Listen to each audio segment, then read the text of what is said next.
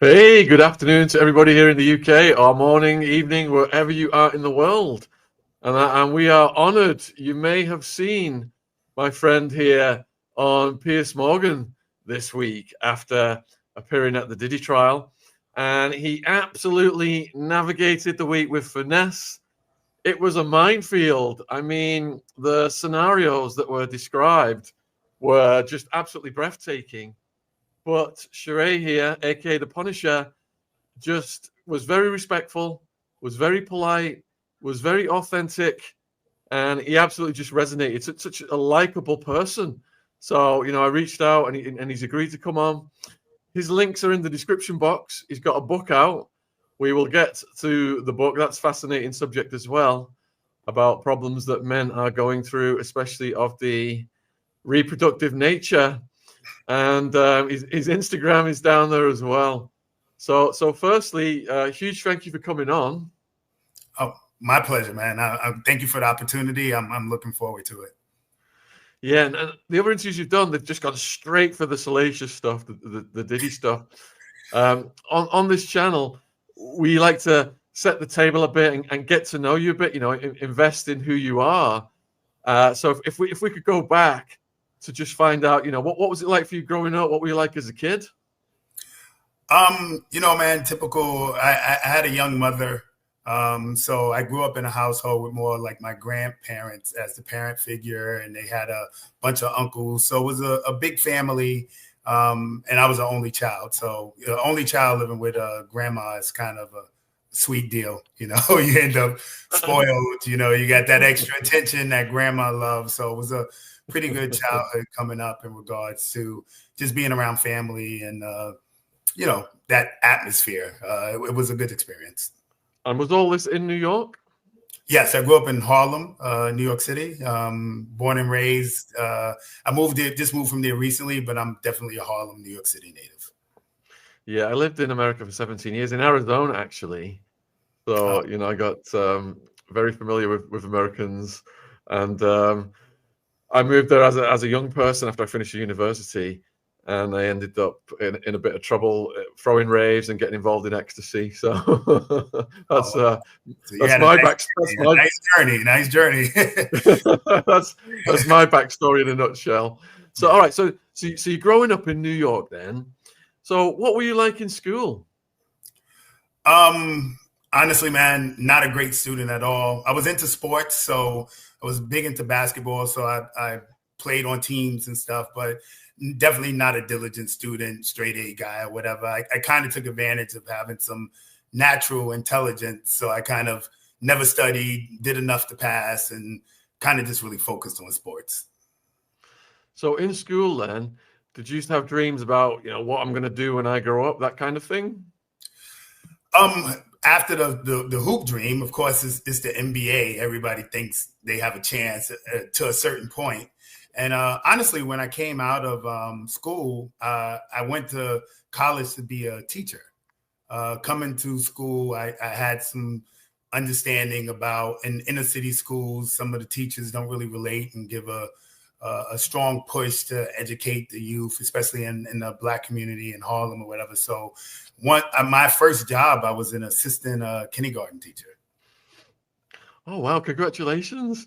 We've interviewed a lot of people who've, grown up, and there's been a lot of drug gangs and stuff in their neighborhood, and there's been a lot of pressure and danger. Did you find you had to avoid pressure like that? Absolutely. Growing up in the late 80s and the 90s in Harlem, it was the heart of the crack epidemic.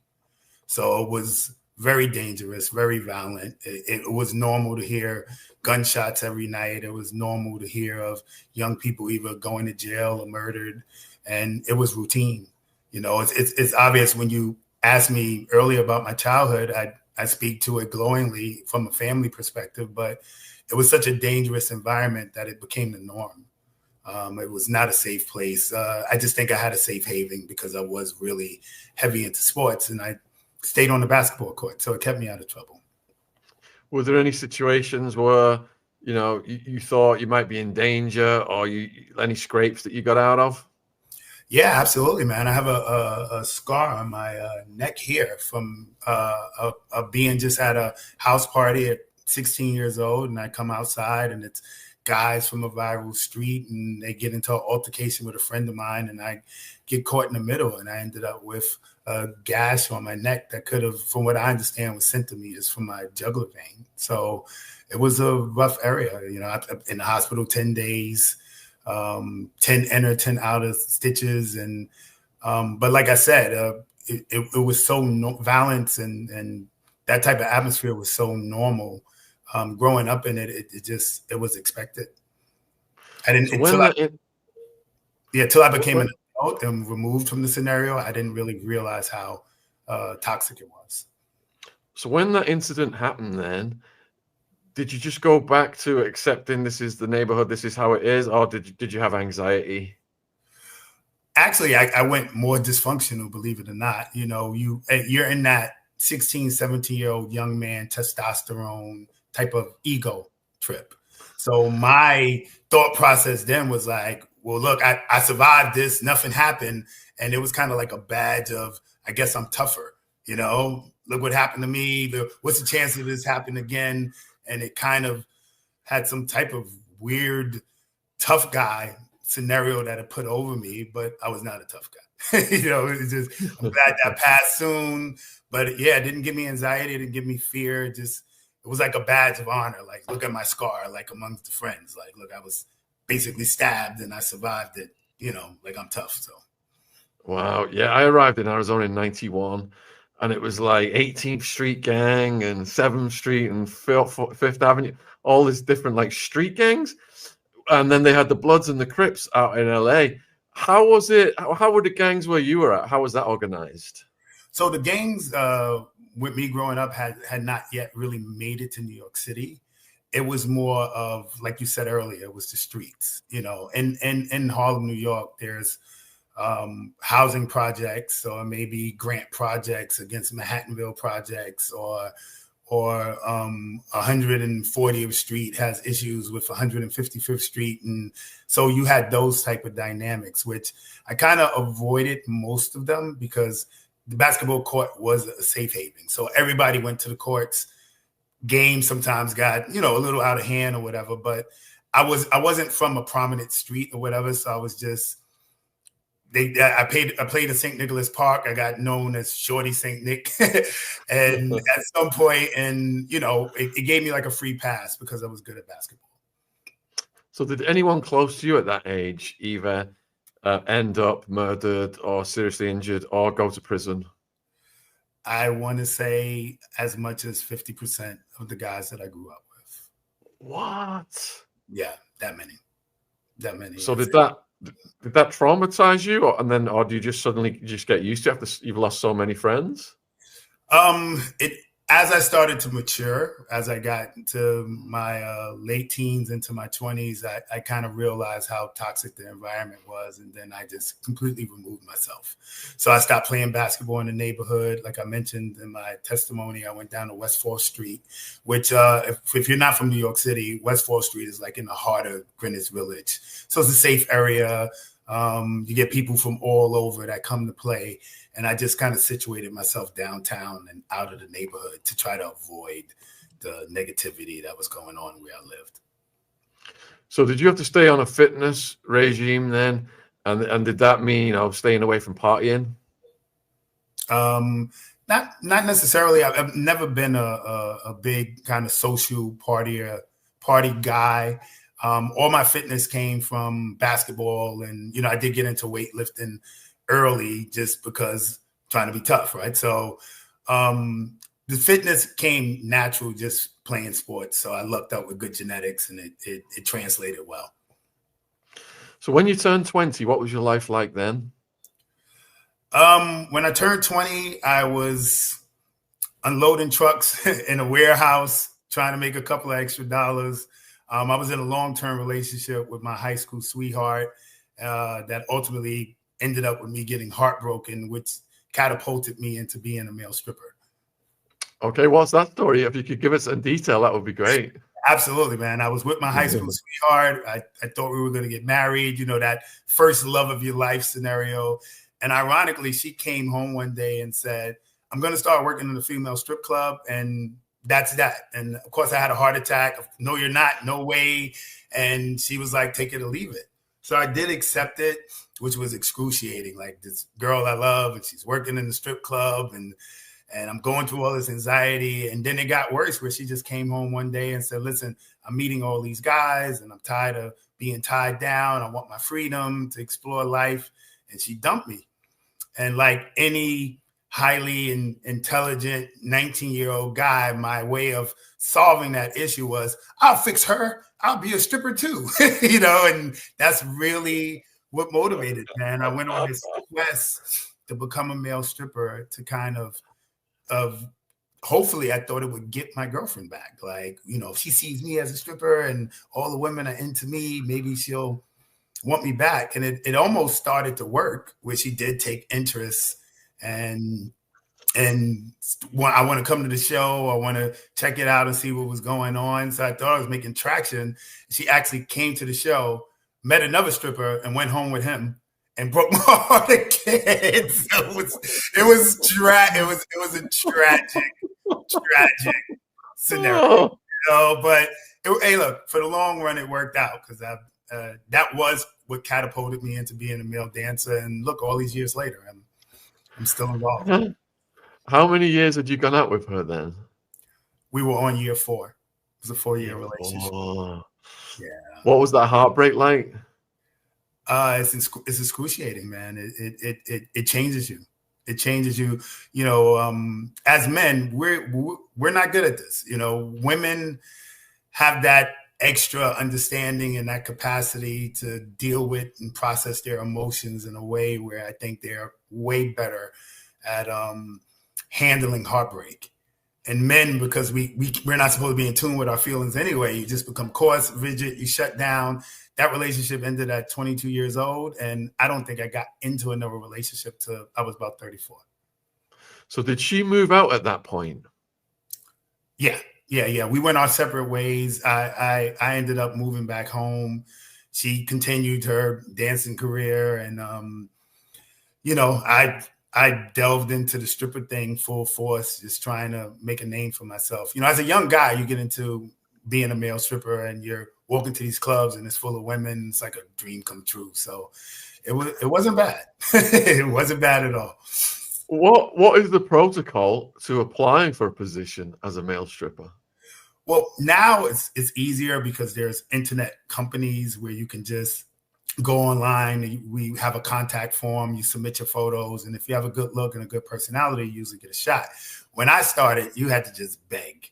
It was more of an underground thing. You didn't know where the parties was at, and every dancer is kind of like a freelance guy. You're not hired, so I would have to just show up and just beg to get on, and that was kind of my protocol.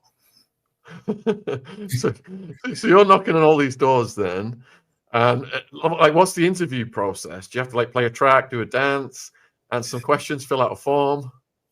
You have to lie. So nobody wants to hire a new guy, right? Nobody, right? Because you're inexperienced. So I was told, luckily I was started out by a guy that was pretty prominent in it. He said, look, man, we're going in there. Do not say you're a new guy. We're going to say you're a dancer from Connecticut, which is like a nearby state. And we're going to say you've been dancing out there and you're here. And I just showed up and just followed the suit with the false resume. And slowly but surely, they would throw me out there, and I kind of got the hang of it till I became good.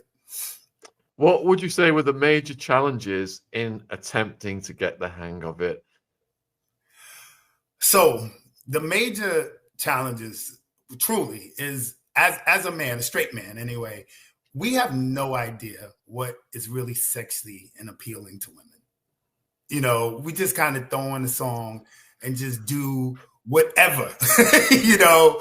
And what the most challenging part is realizing and getting an understanding what women view as sexy, what women view as attractive. You know, as a guy, you say, I got muscles. And you think, I got muscles, look at my muscles, you should like me. But it's more nuanced to creating a visual something that translates to what their fantasies are. And even all these years later, I'm still not completely clear, but the biggest thing is just finding your gimmick that works. Obviously, you got to have some degree of physical attraction at the baseline, but it's a certain way you move your body. It's a certain way you talk to them, because it's more than just moving. There's interactions, there's eye contact. There's all these little nuanced things that you have no idea are a factor, and you kind of got to just accumulate them over time. So when you're starting out, do you have a choice of what music you're moving to? Yes. Luckily, it wasn't like a go-go scenario. It was really a performance-based thing. So you had to make a show. So you had to make usually a 7 to 12-minute set. It started with an intro, a main song. You want to use popular music sometime that you know the crowd will react to. And I had to put together a whole gimmick. And with me, I went with the stage name Punisher. So I'm going to do my routine.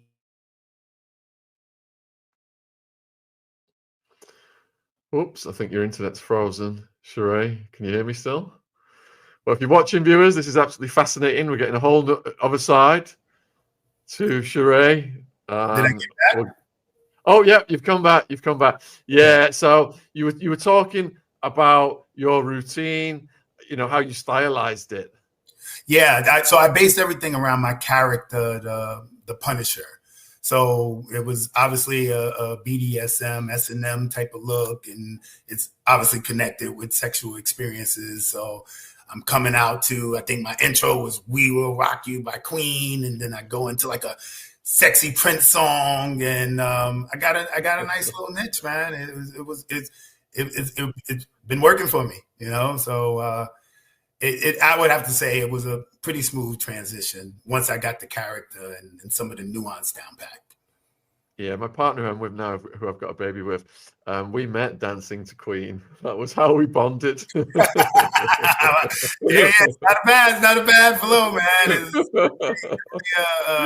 universal appreciation for the Queen music, you know. Oh, she's in the chat. There she is, Jen. Hi, Jen. So we've got almost 1,000 people watching live right now, folks, and you can get the book. It's the Amazon link is in the description box for Sharay Hayes, aka Punisher, and also his Insta. The links are in the description box. Also, his website is down there as well, and we are getting the full story of his life. This is absolutely fascinating here. What, you know, everything that led to what you guys have heard this week. All right, so you're starting out. You're in your 20s, and you said you're trying to like figure out what women like. What was the first time you actually had an epiphany in that area? Literally, it kind of was a scenario where you're just trying to play for the crowd, right? So male dancing in New York City at this time was kind of like no rules, and not no rules in terms of interaction with women, but you could go on stage and get completely nude. You know, so they were underground events and very competitive. It would be 10, 15 guys on the lineup. And I just kind of realized that, and this is like trade secrets. I don't know how PG your channel is or whatever, but male dancers have an illusion trick, and it's called beefing up. And what we do is we get these, you create an erection prior to the show. And you can use, you know, everybody in the sex store saw something called the penis pump. And I'm letting you know these things work. You know, if you use this thing, you put it on for a period of time, not only will it give you an erection, but it will swell up your manhood to like twice the size. I'm talking about a hot dog to a sausage, you know, like instantly. I'm talking about 20 minutes later. So the big gimmick with me coming up was you know, I ended up buying one of these things, which made my size tremendously bigger.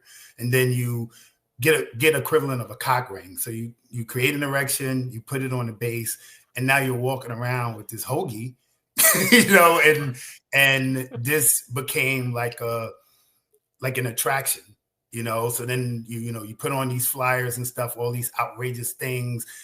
12 and a half inches. And, you know, it sounds cringy and crude, but at that time, that was a draw, right? There was women coming like, no way, it can't be that size. And, you know, already got this name, The Punisher. And you wear these kind of like G-string, these handmade G-strings that hang down halfway down your thigh, and they have tassels on them. And women is like, no way, you know, and you go out and you do a sexy routine or whatever. And at the end of the routine, you could go all nude. And it really made it look like you had some sort of Guinness Book of World Record a penis, and word would travel. Oh my God, you see the guy Punisher with the humongous, you know. So it so in my 20s, having that gimmick and that reputation was pretty cool, you know. A little challenging when I got the girl home and the swelling went down, and she's like, "What happened to the?" You know? But for the appearance of the show, it worked good. Put a lot of pressure on me after the fact, but the illusion was fantastic. The illusion was great. How can I can't even speak, man. You're killing me. I'm Sky. Honest interview, you know. I'll give you the trade secrets, you know. I won't be trying that at home, Jen. Sky has sent a question in. Is a hugely expanded appendage difficult to contain while dancing? Well, the truth of the matter is, you don't want it to contain it. You want it to sway, you know, almost like a hypnotist, right? I want it to sway, and I want the crowd to be like they're in a tennis match, right? They go side to side, like this thing is amazing, you know. So I am not trying to. The more it is not contained is the goal, all right? We're not trying to contain anything.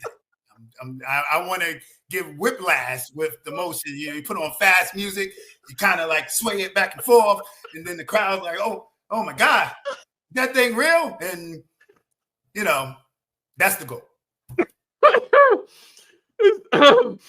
Is there such a move as the helicopter?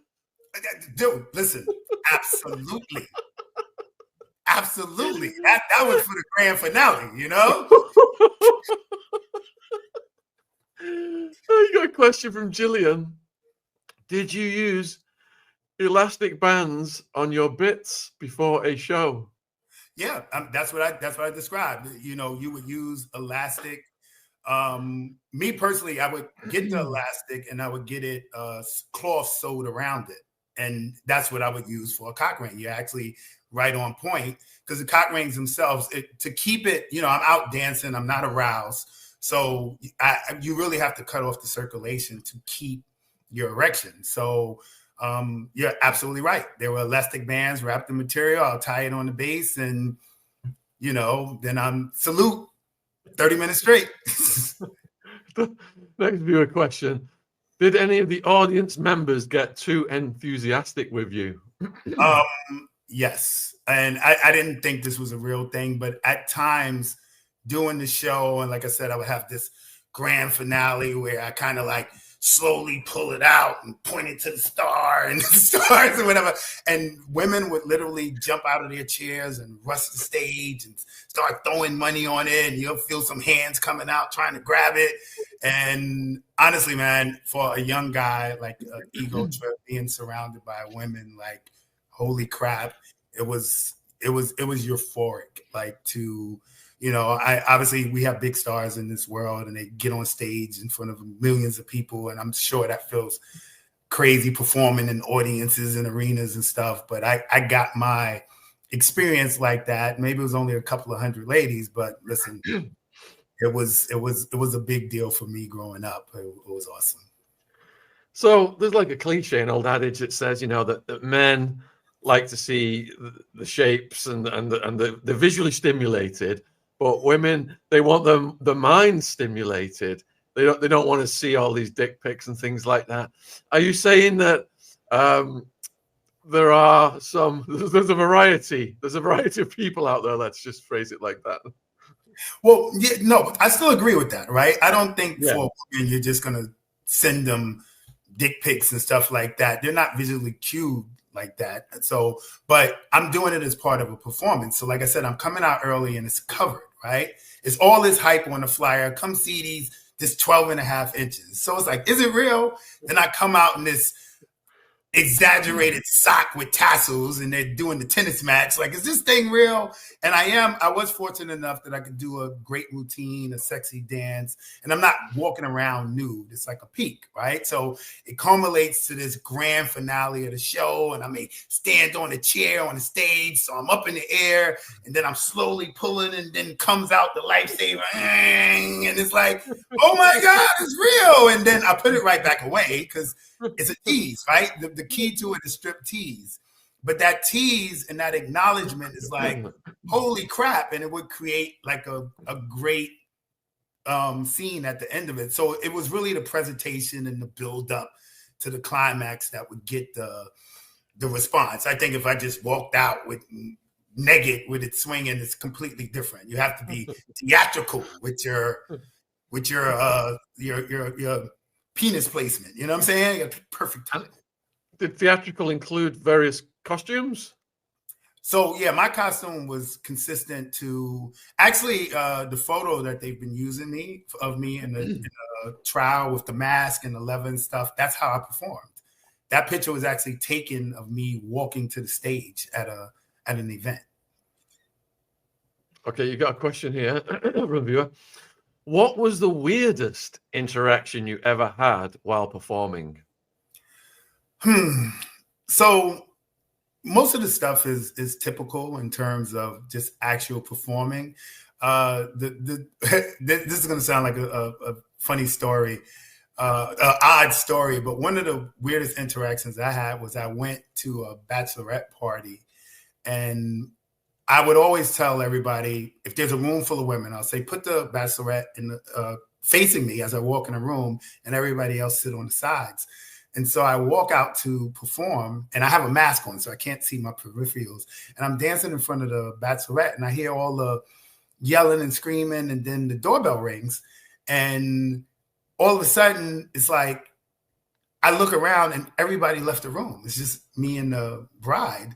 And what ended up happening was the food came. And literally, everybody at this party got up. I guess it was so hungry. The food was late. Everybody in this party got up and just left the room and went to eat while I was performing. and this was early on in my career. And that was just like, man, I got to get better, because the hot wings was more impressive than me performing. and that always stuck with me, because whatever I was lacking at that point in time, my interest was lost just because the pizza came. So I always put like a chip on my shoulder, like, man, I got to be better than the slice of pepperoni.